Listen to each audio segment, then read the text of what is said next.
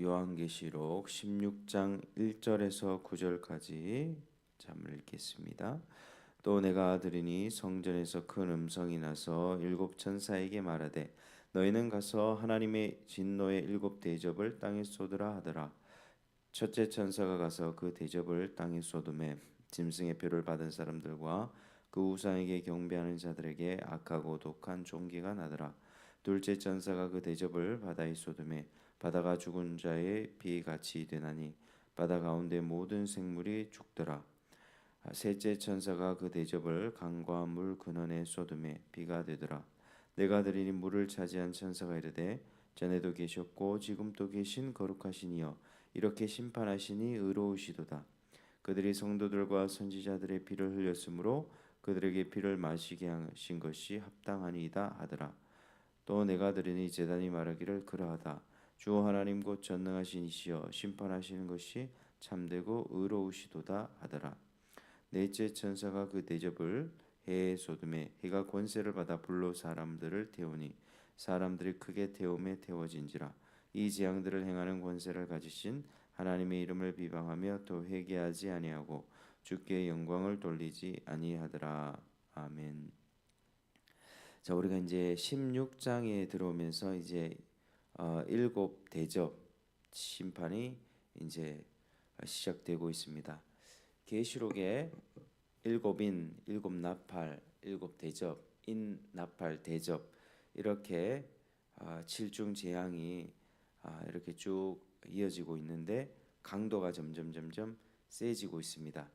그래서 이 마지막 칠중 재앙인 일곱 대접, 일곱 대접은 이제 마지막 재앙입니다.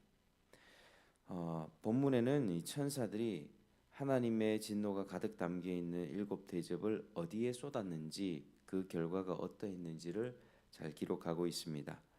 우리가 1절을 같이 보겠습니다. 1절은 이제 성전에서 큰 음성이 납니다.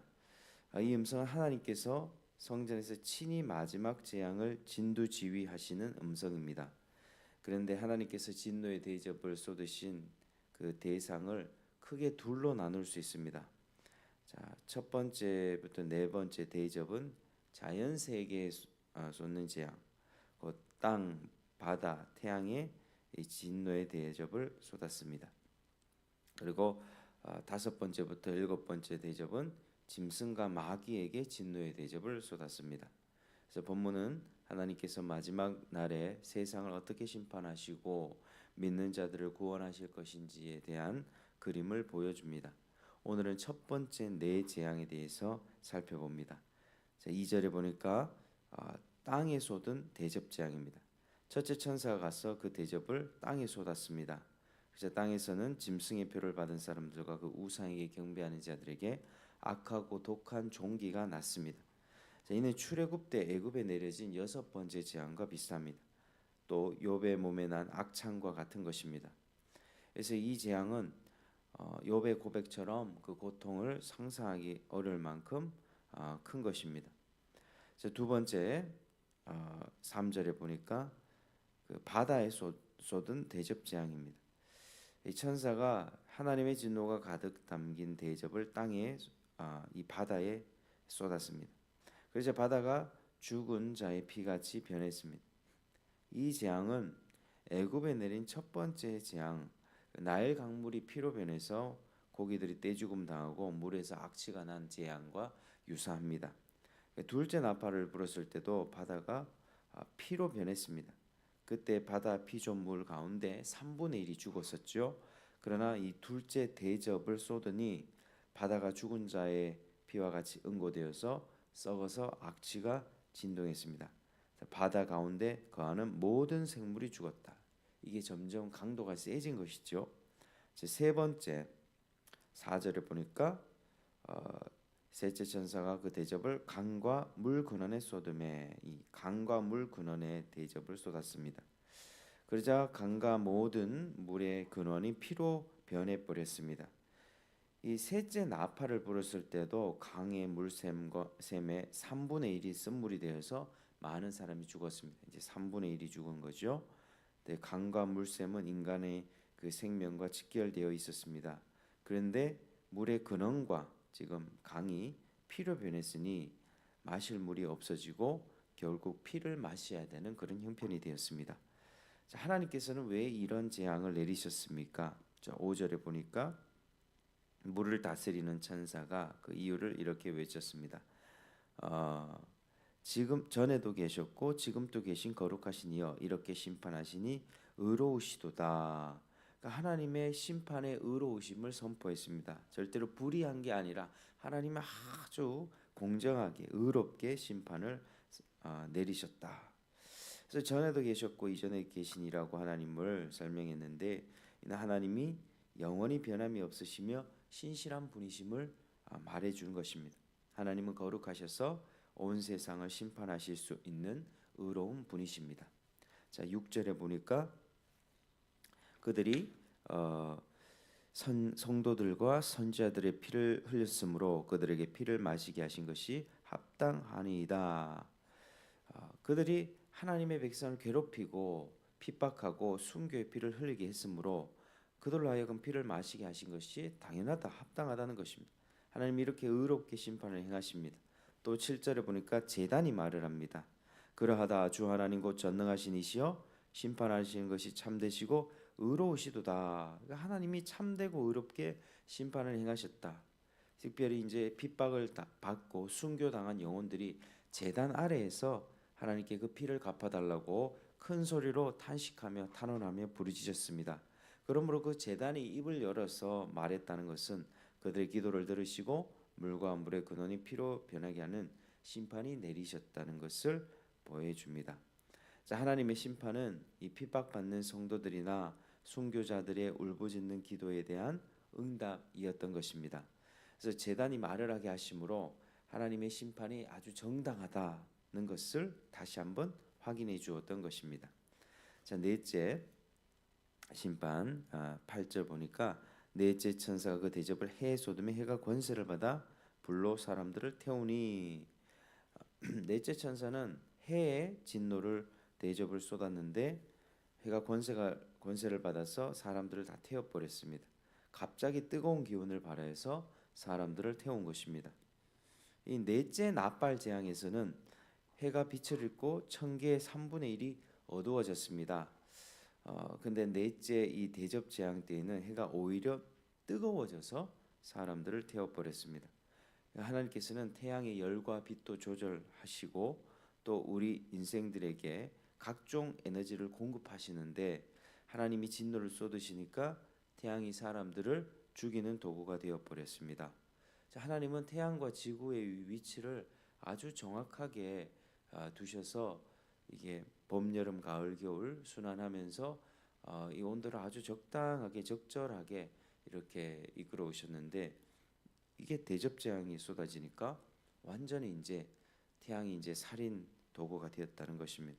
그래서 이 재앙은 특별히 장차 있을 영원한 불심판의 그림자라고 하는 것입니다.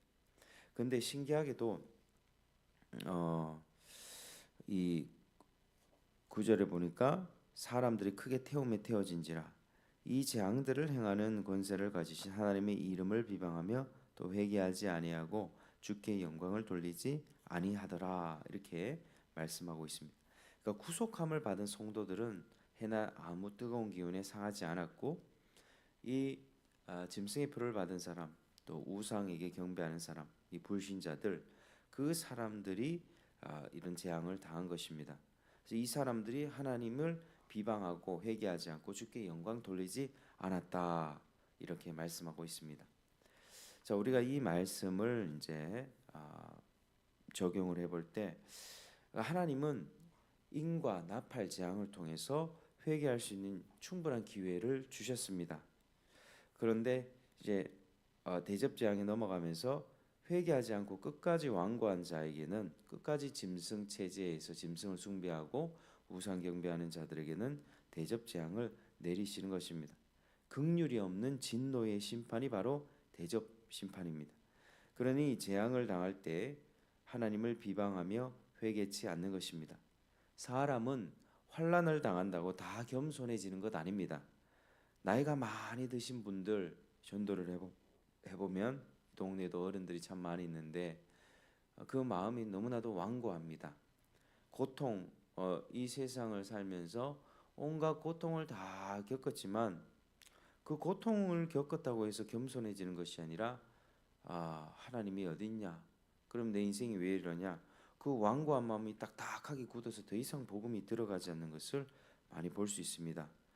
근데 어려움과 환난을 당할 때 창조주 하나님은 의식하고 마음이 겸손해지는 그런 사람이 있는 반면에 그렇게 완고함이 꺾이지 않는 사람들이 있다는 것이죠.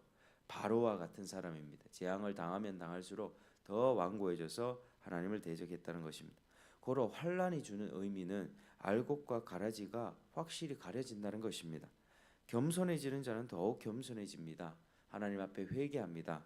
그런데 더욱 완고해지는 자는 더 완고해집니다.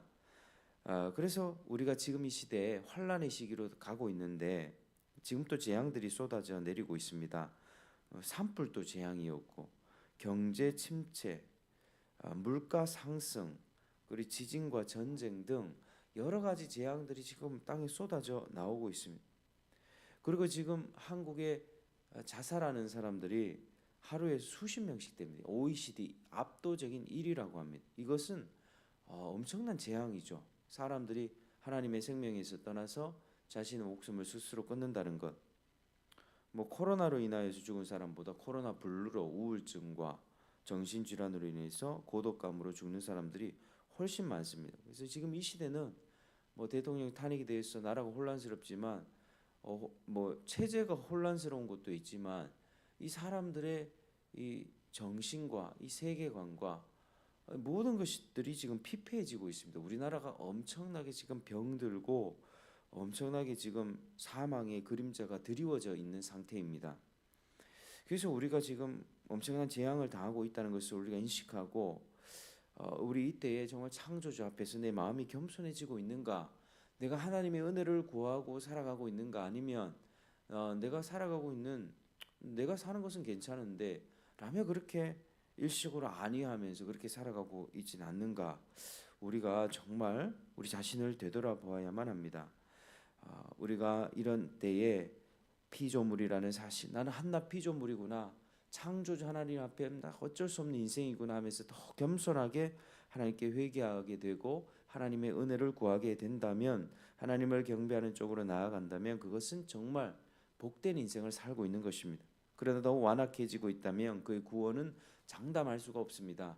교회 안에 있다 할지라도 이런 어려운 때에 하나님 믿어도 별 것 없더라 이러면서 자꾸 돌아선다면 그 사람은 배교하는 모습으로 보여지게 되는 거죠. 하나님이 구원의 기회를 주셨지만 자신의 머리로 지식은 안다 할지라도 가슴으로 하나님을 또 예수님을 받아들이지 않고 구원의 길을 저버리고 스스로 멸망길로 가고 있는 것입니다. 그래서 그런 사람은 이런 완고한 마음에 그냥 내버려 두십니다. 기회를 줬지만 하나님께 돌아오지 않는 인생은 이렇게 대접 심판 같은 것들을 받게 되는 것입니다.